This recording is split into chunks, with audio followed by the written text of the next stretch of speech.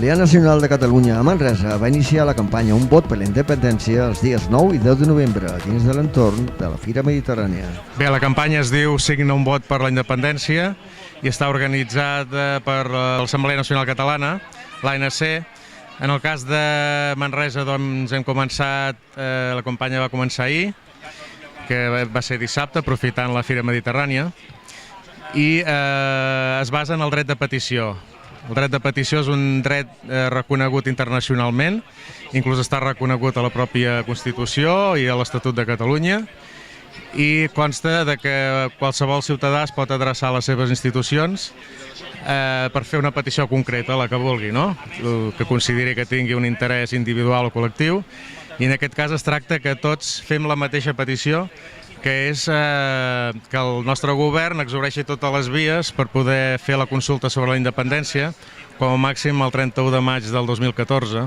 I si l'estat espanyol ens ho posa tan malament que ens ho impedeix de totes maneres i no es pot arribar a fer, doncs que com a màxim l'11 de setembre del 2014 el Parlament, amb els seus càrrecs electes, declari unilateralment la independència. Llavors aquesta campanya va començar a l'estiu, es va començar per una primera fase de proves i va servir per poder després, posteriorment, corregir alguns petits defectes o coses que creiem que es podien millorar, i s'ha anat instaurant la segona fase a diferents ciutats. A Manresa, com he comentat, vam començar aquest 9 de novembre i pretenem recollir el màxim de signatures, i per això, per exemple, aquí a la ciutat de Manresa, a partir del 29 de novembre hi haurà 2 punts fixos de recollida diària, que seran el local del Galliner, que està al costat del Conservatori, i l'altre serà el local d'Òmnium Cultural, que està al carrer Bruc. I a part d'això, també els caps de setmana també instal·larem parades davant de Crit Rei. Jo vaig començar a formar part de l'ANC just l'any 2011, que és quan es va crear. Ja vaig anar a la primera Assemblea General i des de llavors ja soc membre de ple dret. De totes maneres, no vaig entrar a l'ANC Manresa fins a l'any 2013, que és aquest any, des del més o menys febrer-març, i he anat seguint totes les activitats que l'ANC Manresa ha anat fent i he col·laborat, i ara estic a la comissió permanent. Bé, perquè em va semblar des del principi que els 2 grans objectius de l'ANC, que són, el primer seria fer difusió sobre què significa el moviment independentista i donar arguments informatius a la ciutadania per convèncer la gent que encara no està convençuda de que l'única solució que tenim, el nostre únic futur, és la independència del nostre país. I bé, l'altre objectiu és ser un punt de trobada, un punt de confluència entre tot el moviment independentista, inclús els partits polítics, ser un punt de trobada.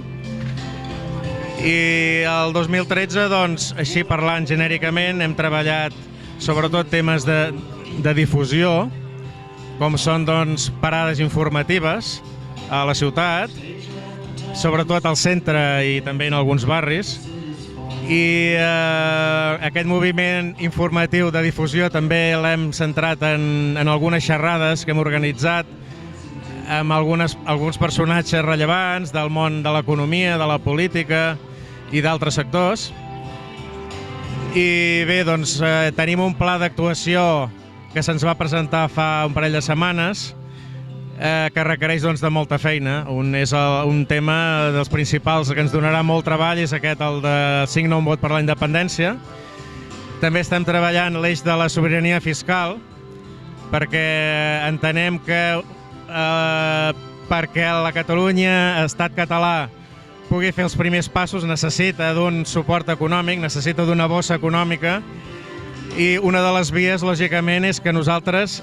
paguem els impostos a l'Agència Tributària Catalana en comptes de l'Agència Tributària Espanyola, que és una acció de desobediència, però és totalment legal, i per això hem de convèncer la gent de que faci aquesta actuació, perquè serà una acció de força davant del nostre govern, perquè primerament vegi que estem al seu costat, i després perquè fem la suficient pressió perquè l'Agència Tributària Catalana es doti de tots els mecanismes i de tota l'estructura perquè sigui plenament capaç de recaptar tots els impostos quan abans millor, no? Sabem que es va aprovar una moció en el debat de política general que com a màxim això seria a finals de juny de l'any que ve, però a nosaltres ens agradaria que això fos abans. Justament per això, perquè sabem que poden passar coses i per tant hem d'estar a l'aguait i hem de tenir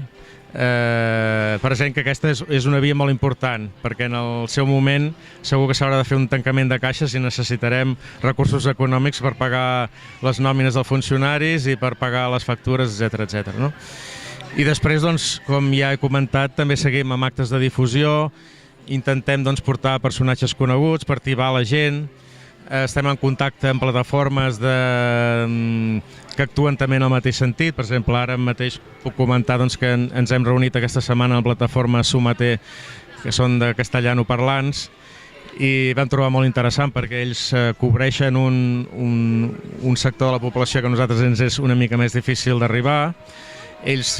van amb un llenguatge molt planer, no tan tècnic, però vull dir que arriben molt a la gent, sobretot els castellanoparlants, que n'hi ha molts que estan també a favor de la independència i votarien sí la independència.